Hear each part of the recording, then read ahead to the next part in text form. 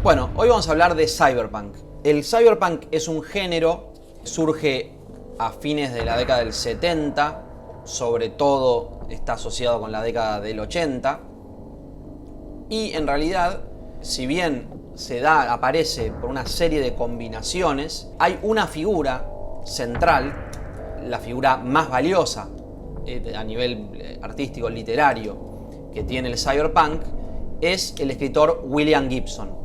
Entonces me voy a concentrar en la obra de William Gibson, en la parte de la obra que podemos llamar cyberpunk, para hablar de lo que realmente importa del género, creo yo, ¿no? Muchas veces uno está enamorado de las iconografías y les gusta cierto tipo de tramas, entonces le gusta cierto tipo de género. Pero desde mi punto de vista, el verdadero valor del cyberpunk es meramente que es el género que trabajó William Gibson. Si se hubiera dedicado a otra cosa, si hubiera querido tocar otros temas, estaríamos hablando en este momento de otras cosas, porque creo que el centro de, el cyberpunk es William Gibson. Entonces, ¿quién es William Gibson? Muchos de ustedes quizás ni lo conozcan, incluso algunos que se pusieron a ver el video porque les interesa el cyberpunk. Una cosa que habría que aclarar antes, digamos, es que la palabra en sí, cyberpunk, es una palabra que los autores asociados a el cyberpunk no usan para sí mismos. O sea, es un término periodístico que, digamos, que les puede convenir, ayuda a entender y agrupar una serie de estilos, digamos, diferentes, pero que pueden aunarse dentro de la ciencia ficción. Y principalmente, creo, está asociado a dos obras, creo, las dos obras más icónicas del cyberpunk. Una de ellas, digamos, que si las vemos inmediatamente reconocemos eso como el patrón, digamos, el paradigma de cyberpunk, y son dos obras que se produjeron más o menos al mismo tiempo. Una es la película Blade Runner, o sea, básicamente la iconografía de Blade Runner, que casualmente, digamos, está basada en una novela de Philip Dick, que es un autor muy influyente sobre el cyberpunk, un precursor, digamos, del cyberpunk, si no lo llamamos a él cyberpunk en sí.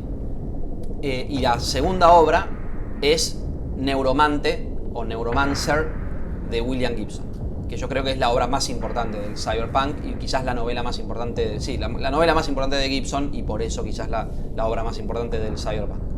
Igual, no importa, la gradación no importa, lo único que quiero dejar en claro es que, digamos, me enfoco en este personaje porque creo que es un escritor muy bueno y me interesa explicar por qué creo que es bueno, qué es lo que lo hace bueno, y en explicar eso vamos a explicar también los motivos, los tropos que él inventa y que después son asociados a lo que llamamos el cyberpunk. Entonces, ¿qué es lo que lo hace bueno? Muchas cosas. Podemos empezar entendiendo el lugar de originalidad dentro del género de ciencia ficción, ya que queremos hablar de cyberpunk, y podemos decir que en principio William Gibson es una suerte o produce una suerte de síntesis entre lo que podemos llamar la ciencia ficción clásica y la ciencia ficción moderna. Definir esta diferencia entre ciencia ficción clásica y ciencia ficción moderna es un tema para otro video, pero podemos tener en cuenta, básicamente, digamos muy por encima, podemos decir que en la década del 60 se produjo un movimiento llamado la New Wave o la Nueva Ola. Para poder entenderla podemos ver lo que pasó en el cine. También entre el 40 y el 60 hay una ruptura, digamos, entre el cine que llamamos clásico y el cine que llamamos moderno, donde uno de los movimientos más importantes es la llamada Nouvelle Vague francesa, la nueva ola francesa, nueva ola del cine francés, y eso también es una forma que utiliza el periodismo para describir una serie muy diferente de autores. Pasa algo parecido con la ciencia ficción. En Inglaterra, sobre todo, se empieza a hablar de la New Wave, la nueva ola de la ciencia ficción, donde el eje principal de la ruptura está dado en el cuestionamiento que hacen los nuevos autores de cierto cientificismo de los autores clásicos. Quizás podemos entender el clasicismo como más tradicionalista, por ahí más asociado a posturas conservadoras, aunque hay de todo en esa época, y a la ciencia ficción moderna es un poquito más progresista piensen, digamos, básicamente los 60 sucedieron también en la ciencia ficción. Se incorporaron temas como, por ejemplo, de la sexualidad, que antes se trataba, pero no tanto por ahí, o no de la manera en que se trató durante los 60. Formalmente empezó a haber novedades y sobre todo hay un cuestionamiento al cientificismo, una lucha, digamos, contra un aspecto positivista de la ciencia ficción. A principios del siglo XX, finales del siglo XIX, principios del siglo XX, hay una especie de crisis del positivismo, del cual surgen, digamos, nuevos movimientos. La ciencia ficción todavía hereda una postura bastante cientificista, salvo excepciones. Pero los más famosos y los centrales en general son cientificistas, tienen un discurso, básicamente ellos valoran el tipo de ciencia ficción que valoran y que les parece el correcto, es lo que llaman la hard science fiction, ciencia ficción dura, donde básicamente todo lo que sucede es comprobable científicamente, mientras que por ahí en la New Wave, en la nueva ola, en la modernización de la ciencia ficción, empiezan a aparecer formas de relato que podemos asociar con algo llamado soft science fiction, una ciencia ficción blanda, donde está más importante quizás cuestiones espirituales, psíquicas, filosóficas que científicas. Más allá de que obviamente siga habiendo novelas que podemos calificar de hard science fiction durante la modernidad. Pero en líneas generales podemos pensar eso. También, por ejemplo, una cosa que podemos pensar es que esta diferenciación que hay entre también ciencias duras y ciencias blandas aparece y emerge, o sea, se le da mayor importancia, si bien también existía en el primer periodo, se le da mayor importancia a las ciencias blandas. Por ejemplo, en la ciencia ficción moderna, por ejemplo, uno de los autores más importantes de la ciencia ficción moderna, de la New Wave, podemos decir es James Ballard, que da mucha importancia a la psicología, podemos decir, ¿no? Ciencia blanda por excelencia y cuestionada muchas veces desde el cientificismo. También pasa lo mismo con la sociología o con la antropología. Empiezan a aparecer ciencias que no son de las ciencias duras como la matemática o cuestiones como de ingeniería, etcétera, sino que empiezan a aparecer ciencias del espíritu, podríamos decir, ciencias blandas, utilizadas como modelos para la creación de relatos. Como dije, Ballard creo que sería un caso, esta idea de la ciencia ficción interior, ¿no?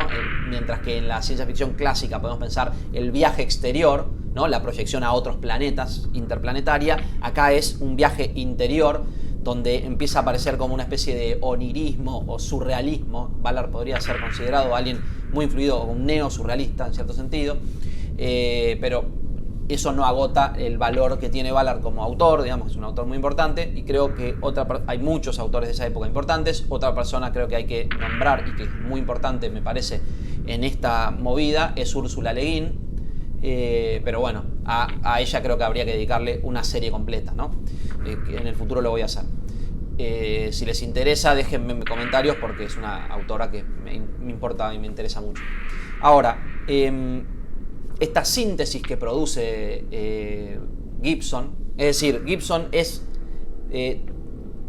empieza a escribir a fines de los 70, por lo cual ya está un poco alejado de la New Wave, si bien sería el paradigma imperante, o sea, los escritores de la New Wave están escribiendo activos y están escribiendo quizás sus mejores novelas en esa época, 70s, 80s, pero Gibson ya es un poco de una generación posterior y tiene un panorama más desde arriba, me parece a mí. Y entonces tiene la capacidad de utilizar los diferentes estilos, las diferencias estilísticas son notorias para él y en cierto sentido las puede moldear y manipular. Al mismo tiempo, o sea, básicamente podemos pensar que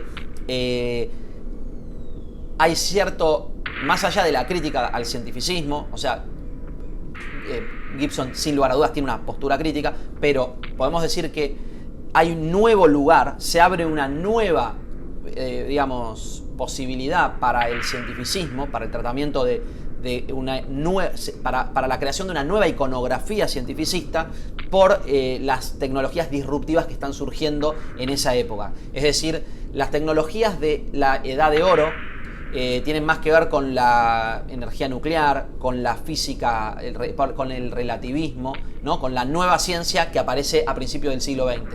En cambio, la nueva ciencia, la ciencia la nueva iconografía científica que agarra a Gibson primero que nadie es la cuestión de la informática, la cuestión de las redes, o sea, básicamente Gibson es el primer fabulador, o uno de los primeros, el pionero absoluto en realidad de pensar el ciberespacio, palabra que él inventa, y la informática en sí, ¿no? Hay precursores de los que vamos a hablar, pero en principio podemos pensar que Gibson es pionero en eso.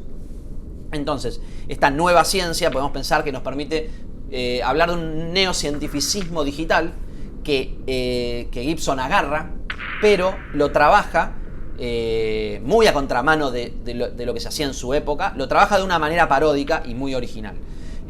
Paródica y crítica.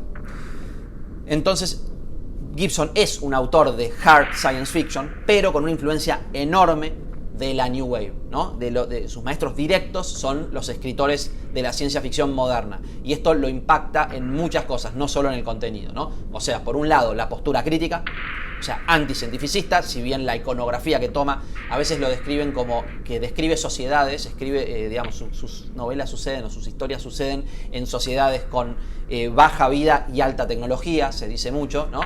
Y eso es una de las cosas que caracteriza el cyberpunk, ¿no? Los lowlifes, ¿no? La gente de mala vida, ¿no? Como de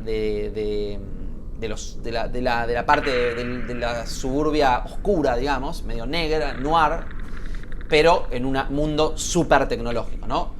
Entonces dijimos, bueno, entonces la internet y la realidad virtual, lo que podemos conformar como el concepto de este ciberespacio, es el universo donde suceden los más importantes relatos de Gibson, ¿no?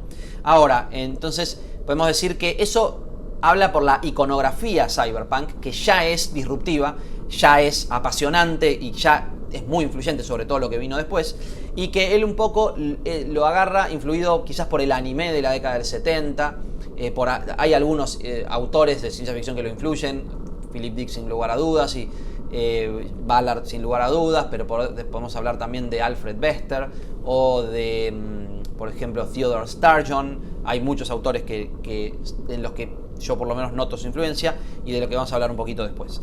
Ahora, otra influencia importante que lo hace ser quien es y que impacta mucho en lo que él escribe es la llamada literatura hard-boiled, básicamente el policial negro.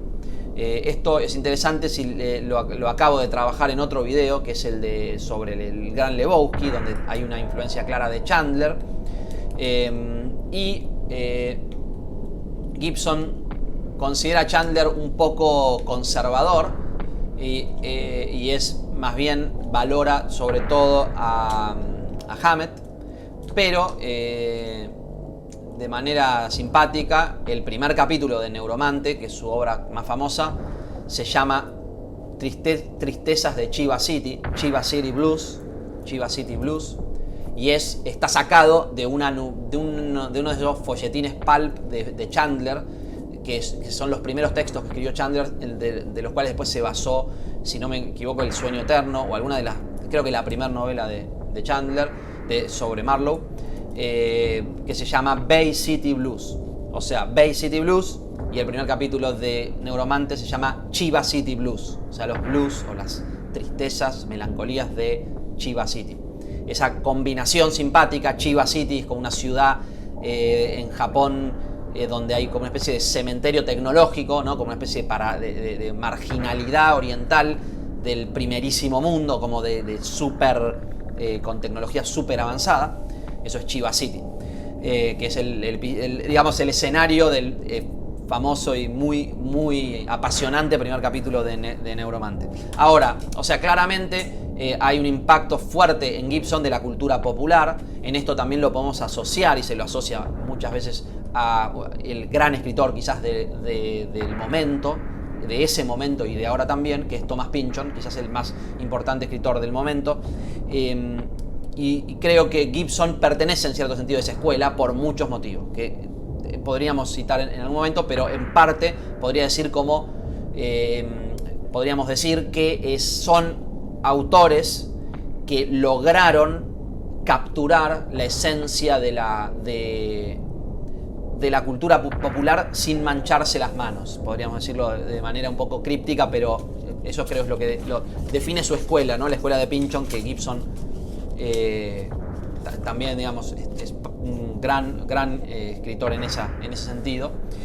Sin embargo, el impacto de Gibson es interesante como gran escritor de ciencia ficción. Y lo interesante es la dificultad que hubo en adaptar sus obras. Esto es un síntoma que me parece interesante, pero sí, yo tengo una tesis que me parece simpática al respecto de su primera obra, digamos, que es un libro de cuentos. Básicamente hay un libro de cuentos que se llama Quemando Cromo, que es la compilación de sus primeros escritos, que lo muestran ya como un escritor de primer nivel. Les recomiendo que empiecen por ese libro. Pueden empezar por Neuromante o por ese libro, Quemando Cromo, un libro de relatos, uno mejor que el otro, todos buenos, del primero hasta el último.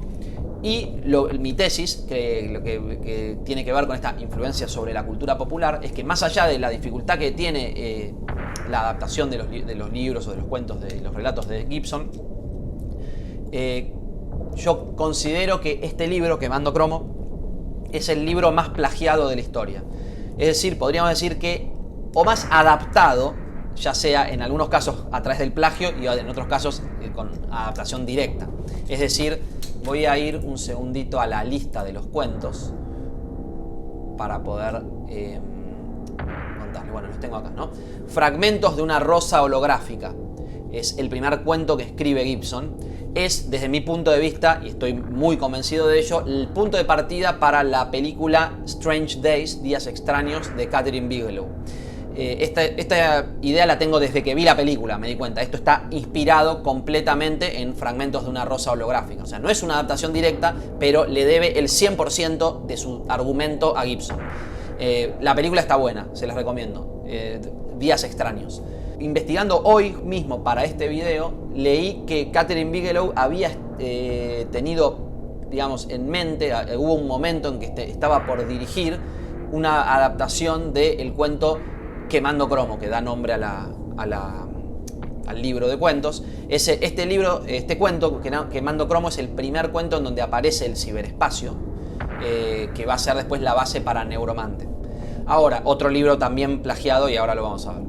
Segundo lugar, Johnny Mnemonic. Quizás conozcan la película de que actúa Keanu Reeves.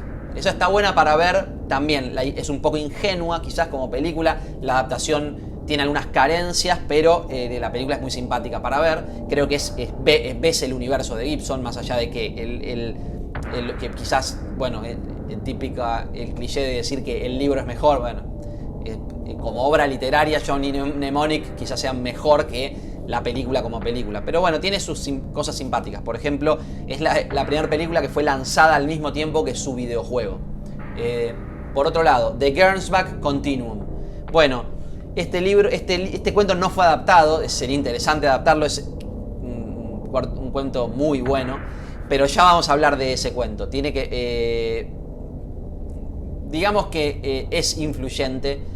En general es como el cuento donde se plasma, ahí donde nosotros, una de las razones por las que estamos hablando hoy mismo de Gibson es por el interés en lo que llamamos literatura posmoderna, porque estoy haciendo una serie de videos sobre relatos posmodernos, del cual el video de El Gran Lebowski, por ejemplo, forma parte. Y podemos decir que The Gernsback Continuum es una lectura obligada para entender la definición, o sea, para poder entrar al núcleo de lo que significa literatura posmoderna. O sea, es el cuento en el cual Gibson, en cierto sentido, teoriza o inventa la literatura posmoderna, ¿no? Uno de los relatos fundacionales, ¿no? Por otro lado, seguimos la lista, ¿no? Esta no estaría adaptada, ese cuento no estaría adaptado, habría que pensar, quizás haya alguno, pero... En cuarto lugar, Hinterlands. Hinterlands, que se traduce en español como Horizontes Lejanos. Creo que es mi cuento preferido del libro. Está entre ese y Fragmentos... Bueno, tengo varios preferidos, me cuesta elegir. Fragmentos de una rosa holográfica y New Rose Hotel siempre fueron los que más me gustaron. Pero Hinterlands me gusta muchísimo, quizás sea el que más me gusta. Y no tengo dudas de que es la base de la cual está plagiado, digamos, en la película Event Horizon, Evento Horizonte, que narra la historia de una nave que se pierde en una especie de agujero de gusano y va a parar al infierno y vuelve unos años después, y entonces hay unos científicos que lo van a recuperar o a tratar de ver qué sucedió con esa nave. El punto de partida es prácticamente el mismo en Hinterlands, pero les recomiendo que lo lean porque es un cuento que no tiene comparación. En Event Horizon está también esta como temática religiosa.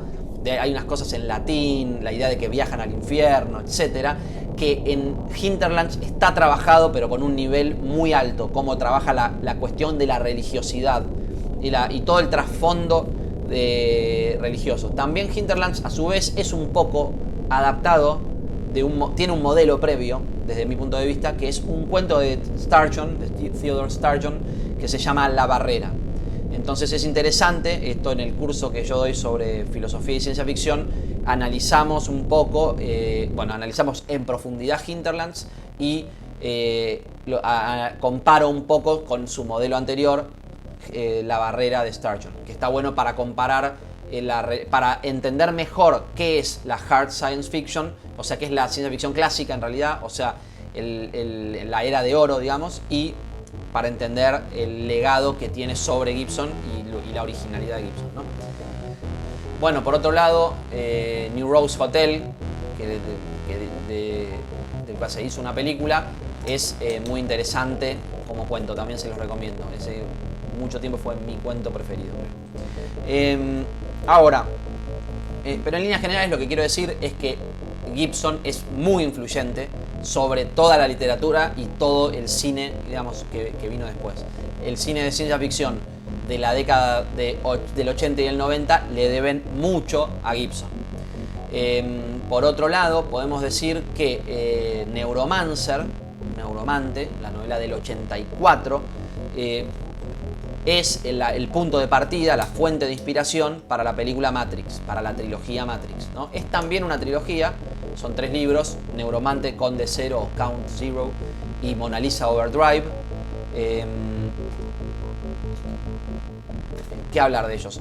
Léanlos, digamos. Podemos hacer en el futuro una serie de videos analizando en profundidad, son libros que valen mucho la pena. Y esto que les digo, por ejemplo, esto para darles hasta qué punto la trilogía de Matrix está inspirada en Neuromante. Básicamente, cuando hablan del ciberespacio, se refieren al ciberespacio como la Matrix. O sea, y el protagonista es un hacker medio tipo Neo. Está basado en... me parece que Neo es una mezcla del protagonista de Neuromante, que es Case. Creo que es Henry Dorset Case, como una especie de cowboy del ciberespacio, y del Conde Zero, que es el protagonista de la segunda novela. Pero bueno, no quiero extenderme mucho más sobre esto porque es superficial, porque aún habiendo hablado sobre la enorme influencia popular que tiene Gibson y la originalidad, los tropos, la iconografía que crea en una pequeña serie de relatos, ¿no? En sus cuentos, 7, 8 cuentos que escribe durante la década del 70 y después sus novelas durante la década del 80. Él después escribe 2 trilogías. La primera es la del ciberespacio, que es la puramente cyberpunk. La segunda, que tiene más que ver con la realidad virtual, lo llamaba la trilogía del puente. También está muy buena, se las recomiendo. Es muy profético también. Lo que cuenta ahí todavía no llegamos a eso. A realidad virtual a un punto de muy alta calidad, digamos, cosa que es claro que en algún momento va a llegar y es muy interesante cómo está planteado ahí, bueno. Y después tiene otras, o sea, después hay una trilogía más en donde no es en el futuro, digamos, sucede en la contemporaneidad, y ahora está escribiendo, 2 novelas más que ya son de nuevo enmarcadas dentro de lo que podemos llamar más ciencia ficción o más futuristas, digamos. Ahora, eso en relación, como les digo, es solo el aspecto superficial de Gibson como autor. Hasta les diría que ni siquiera es el punto de partida para explicar por qué es un buen autor. Podemos pasar a criterios formales y desde ahí creo que se justifica la importancia de él como escritor, ¿no? Nada de esto importa mucho, o sea, lo importante es que lo vaya, digamos, que todo esto les sirva por ahí como un pantallazo para que esto los incite a ir a leerlo, ¿no? Porque es un escritor muy recomendable. Ahora, criterios formales para mí que determinan, que me hacen pensar a mí que es un muy buen escritor, un gran escritor. En primer lugar, la atención que da a la prosa. Si bien la ciencia ficción se caracteriza por un panorama enorme de autores muy diferentes, cada uno con estilos diferentes, donde no podemos decir que no presten atención a la prosa, sin embargo, en Gibson esto es aún más profundo. O sea, no parece. O sea, básicamente la ciencia ficción surge, incluso el nombre ciencia ficción, surge en el contexto de una escritura folletinesca, digamos, ¿no? Lo que se llama pulp fiction, que es escritura con intenciones más bien comerciales o una escritura menor pero casi por opción, ¿no? Para un mercado, un nicho de mercado muy chico.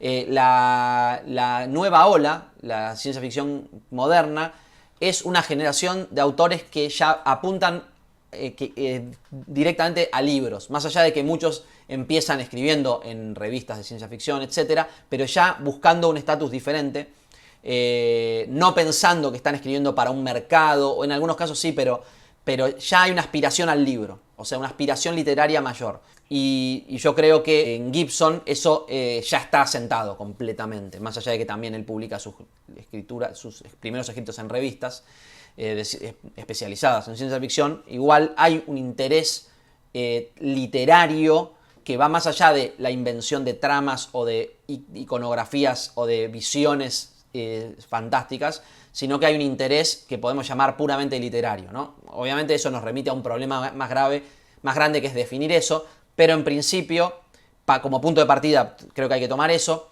Y yo lo que podría decir es que esto yo lo veo encarnado en el hecho de que en algunos de sus cuentos, pertenecen a una tradición que yo podría llamar como de poesía en prosa o de poemas en prosa, como narrativas donde hay un énfasis puesto en el trabajo de la prosa, pero como si fuera poesía. Creo un ejemplo que puedo dar de esto es en Hotel New Rose, el primer párrafo, digamos, parece, podría ser un poema en prosa, ¿no? Tiene un componente como de elegíaco o componente de melancolía, donde hay algo en la prosa donde se encarna cierto sentimiento, cierto tono que es clarísimamente definido por el autor y buscado por el autor. Donde eso creo que hay muchas influencias directas de esta tradición específica. Podemos pensar en Poe, por ejemplo. Algunos escritos de Poe tienen por ejemplo, Ligeia. Me parece que es un posible modelo. Podemos comparar el inicio de Ligeia. A ver, voy a buscar los dos textos y los voy a comparar un poco.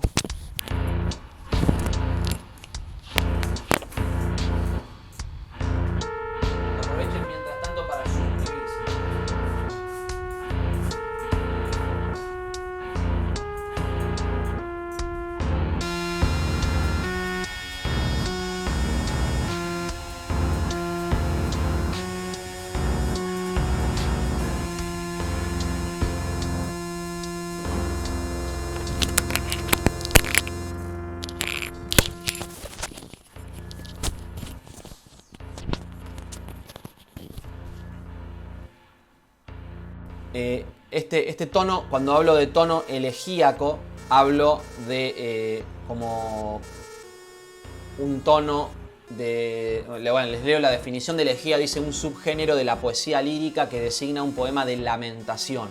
Hay una cuestión de lamentación, pero lo que me interesa acá es la relación con la poesía, ¿no? La idea de un tono poético relacionado a esta idea de elegía. Fíjense, en Ligeia,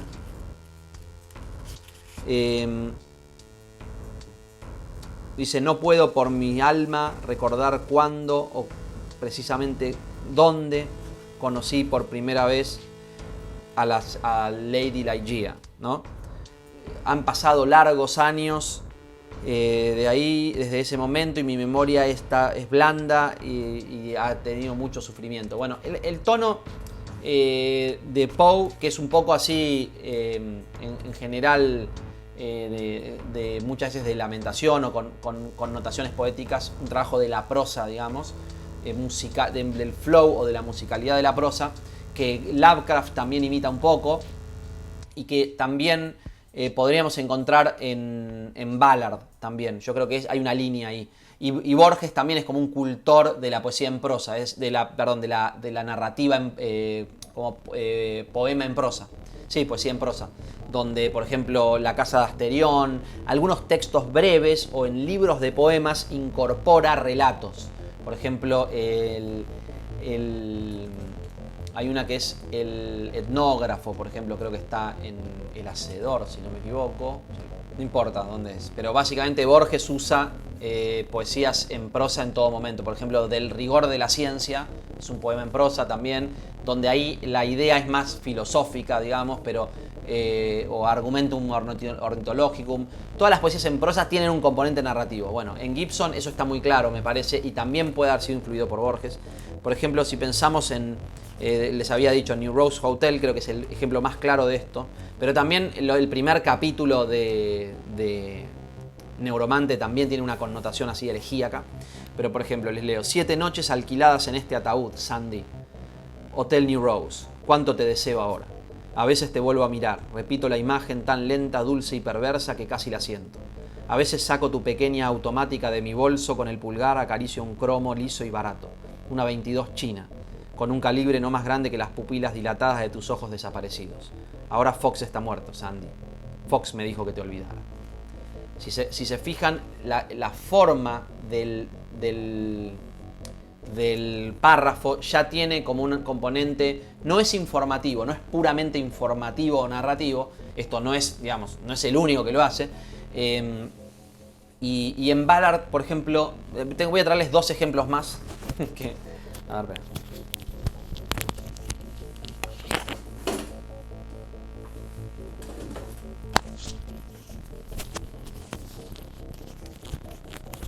hay que preproducir los videos de YouTube, me parece, pero bueno. Dije 2 ejemplos más, pero traje 4 libros. Igual no se asusten porque son del mismo autor. Solamente quiero mostrarles un ejemplo de lo que quiero decir. Por ejemplo, Ballard, que para mí también es como pertenece a esta tradición. Un cuento de Poe del que no le hablé, que creo que es el más emblemáticamente poesía en prosa, es La Máscara de la Muerte Roja, donde hay como una especie de componente de retrato poético, casi poesía narrativa, pero es prosa. Pero hay una cuestión del uso del tiempo, donde todo está al servicio del tono y no de la información, digamos, ¿no?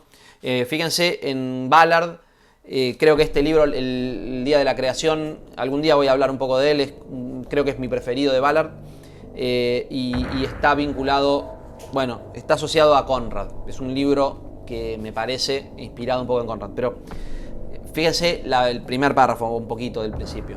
Dice, ¿no? Sueños de río como escenas de una película olvidada derivan a través de la noche en tránsito entre la memoria y el deseo.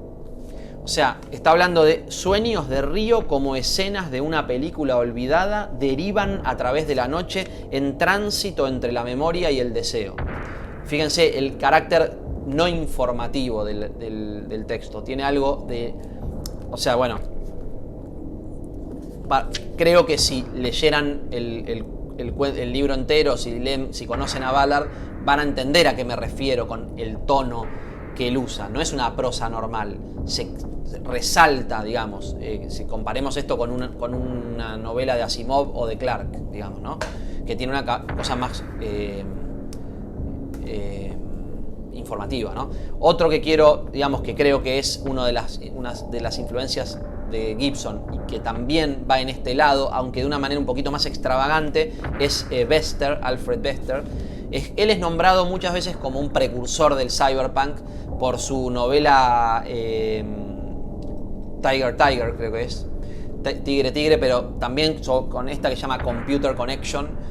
Ahora les muestro un poquito, pero por ejemplo les muestro en El hombre demolido, usa, fíjense, no sé si se va a ver bien, fíjense esta idea de cuando hay poemas, es como una cosa vanguardista de darle como una especie de arquitectura al poema, ¿no? Como crear dibujos o formas con el poema.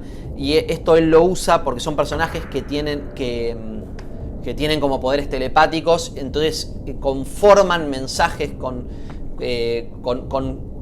como diseños particulares, ¿no? Entonces es como que hace un enorme esfuerzo para transmitir eso, que no es tan fácil de transmitir a nivel escritura, y apela a elementos de innovación estilística. Bester, muy bueno, recomendable. Y este Computer Connection es un delirio total, también una cuestión muy paródica, con una jerga. La jerga también es muy presente en Gibson, el uso de jergas. O sea, Gibson aplica, o sea, escucha mucho, tiene un oído muy fino y reconoce jergas de cómo se hablan entre sí. No sé, dice el ambiente de los bicicleteros, digamos, de los skaters y de las bicicletas de Vancouver, y lo usa para inventar como la jerga de la calle en el futuro, cosas así. Entonces aplica jergas y tiene un trabajo enorme sobre la jerga como en tanto discurso menor, ¿no? Esta combinación low life, high tech, o sea, baja vida, alta tecnología, está expresado en esta jerga medio populesca que lleva, básicamente en una especie de léxico de los márgenes, y la invención de márgenes, por ejemplo, la invención del oriente marginal, digamos, que es muy interesante. Ahora, bueno, hablamos de muchas influencias y de cómo él, digamos, le influyen en su propio, lo que lo caracteriza, y las tradiciones a las que pertenece. Y bueno, no solo presta atención a la prosa en sus cuentos, sino también en sus novelas. Sobre todo en las primeras yo veo que está más esforzado, digamos. Por eso creo que los cuentos que más entran dentro de esto que yo les estoy diciendo es los cuentos de la década del 70 y 80 y las novelas de la década del 80. Aunque el resto de sus obras son también muy interesantes más allá. Por otro lado, hay una cuestión de la estructura narrativa, donde es de los pocos autores del ámbito de la ciencia ficción que no utiliza el modelo hollywoodense lineal narrativo. O sea, básicamente sus novelas por lo general no tienen una estructura de generar como una especie de conflicto central y una tensión central, por lo menos no explícito. O sea, muchas veces no entendemos del todo, tiene una estructura donde hay una deriva y no terminamos de entender todo hasta que se va conformando todo, y no hay cliffhanger, digamos, no hay un trabajo tan sobre la atención del autor. O sea, dicen, no hace tantas concesiones para atrapar al autor, aunque por lo que leí, supuestamente el trabajo hizo 12 versiones distintas de Neuromante porque tenía miedo de que no se enganchara, que el lector no se enganchara. Es raro porque la novela es apasionante, pero es muy particular. No parece haber sido pensada para que uno se enganchara. O sea, en términos de cómo se piensa, por ejemplo, el modelo de una narrativa hollywoodense, ¿no? De cómo, por ahí los que no pertenecen al cine no lo entienden tanto, pero básicamente es como manuales donde dicen, para que la película funcione tiene que estar dividida en una estructura, el héroe tiene que tener un objetivo muy claro, que eso debe generar un conflicto, hasta los tantos minutos tiene que pasar algo que lo involucre en la acción. Bueno, la estructura clásica, digamos. Gibson no utiliza eso y tiene una estructura más bien coral. Yo pienso que también puede ser una influencia de Theodore Sturgeon. Sturgeon es el autor de este cuento La Barrera, que les dije que es un modelo para el cuento Hinterlands. Pero también Sturgeon tiene algo interesante, que es que menos formalista quizás, pero tiene un componente que le sale de medio de taquito y que está buenísimo es un autor buenísimo en Sturgeon igual, pero tiene algo interesante, una estructura muy particular. Por ejemplo, Más que humano, creo que es su mejor novela, tiene una estructura coral donde es como una mini novelitas una tras de otra, como capitulitos con diferentes personajes que después se van juntando. pero que no está tan linealmente pensado como lo que uno puede pensar en una película coral en la que todo cierra, sino que podemos pensar en que hay 40 hojas donde hay una narración específica, otras 40 donde hay otra, y se van sumando, pero que no están tan integradas, digamos.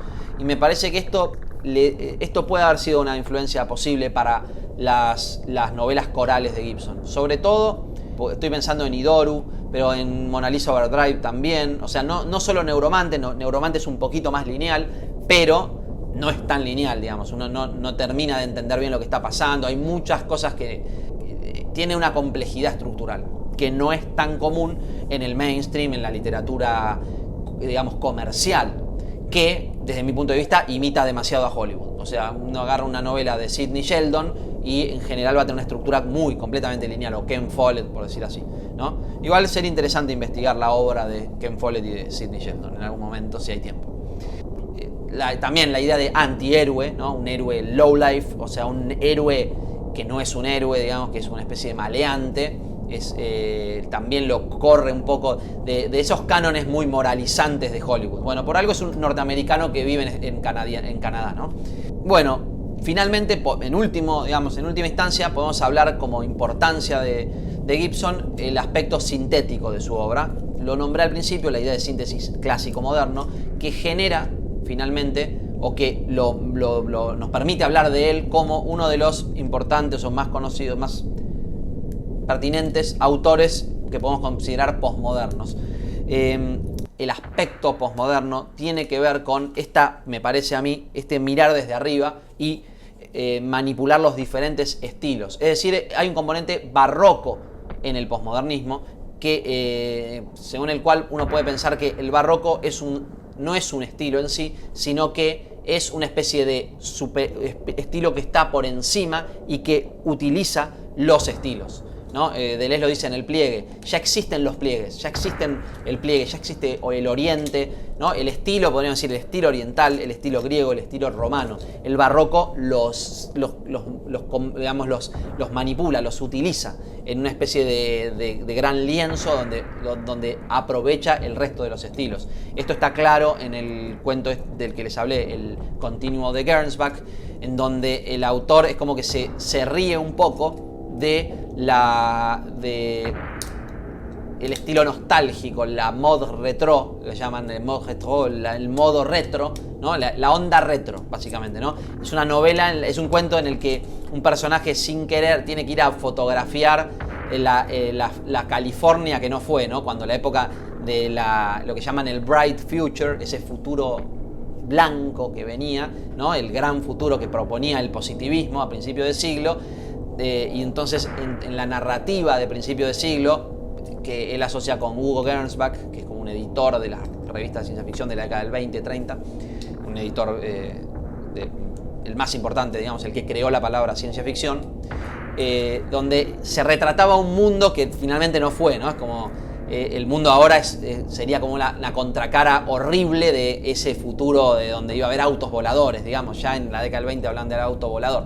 Entonces es como que empieza a alucinar y empieza a ver ese futuro que no fue, ese continuo de Gernsback, ¿no? El mundo alternativo en donde sí se cumplieron todos esos sueños utópicos de esa época.